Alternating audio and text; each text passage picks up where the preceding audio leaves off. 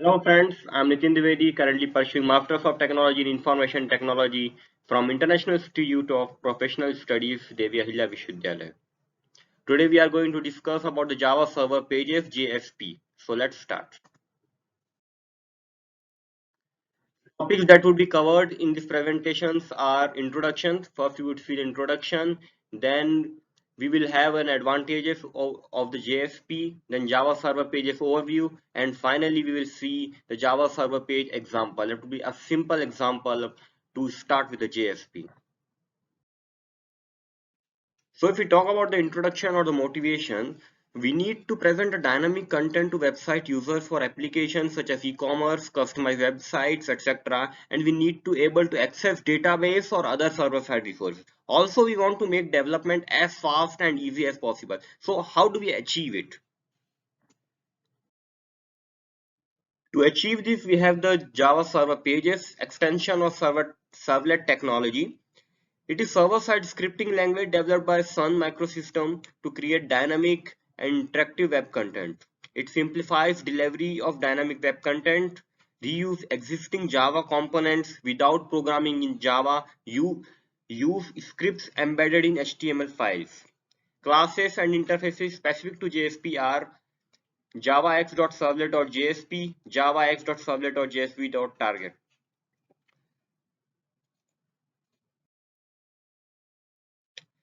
It is an extension to the servlet API. It provides an abstraction to the above level of the servlet, provides usage of the same core features and services, allows integration with existing Java classes and Java beans.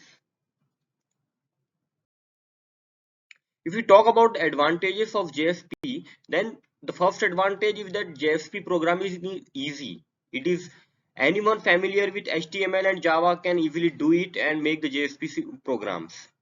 And no need to explicitly compile it and can be deployed on virtually any platform. Only requires Apache Web Server and Tomcat Server. Allows separation of dynamic and static web content. The Java Server Pages overview. The key component in the JSP pages are directives, actions, scriptlets, tag libraries. And in the next slide, we will see this separately. So the directives, message to JSP container, that is program that compiles or executes JSPs. It enables programmers to specify page settings, content to include from other resources. Action. Action predefined JSP text that encapsulates functionality can be embedded in JSP. It often performed based on information from client request, can be used to create Java objects for using scriptlets. And if we talk about scriptlet, then it is also called scripting elements. So it enables programmers to insert Java code in JSPs, perform request processing, interacts with page elements and other components to implement dynamic pages. Custom tag library, JSP's tag extension mechanism. It enables programmers to define new tags. Tags encapsulate complex functionality. Tags can manipulate JSP content. JSPs execute as a part of web server. JSP container translate a JSP into a servlet, and the code that represents the JSP is placed in servlet's JSP service method. If we talk about the JSP errors, then following are the errors that occur in JSP that are translation time errors. It occurs when JSPs are translated into servlets. Request times errors occur during request processing. Methods JSP init and JSP destroy container invokes when initializing and terminating a JSP. Methods are defined in JSP declaration, part of the JSP scripting mechanism. It is the part of the JSP scripting mechanism. Simple JSP example that we are going to demonstrate is the first. We will have the fixed template data. We will create a Java object and it will automatic conversion of JSP expression to string. There will be a meta element which will be used to refresh web page at a specific interval. And after that, first we will invoke the clock.jsp. There may cause some delay because of the JSP container that translate the JSP into servlet. JSP container compiles the servlet and JSP containers execute the servlet. Because of this, it can cause a little bit delay. So subsequent invocation should not experience the same delay.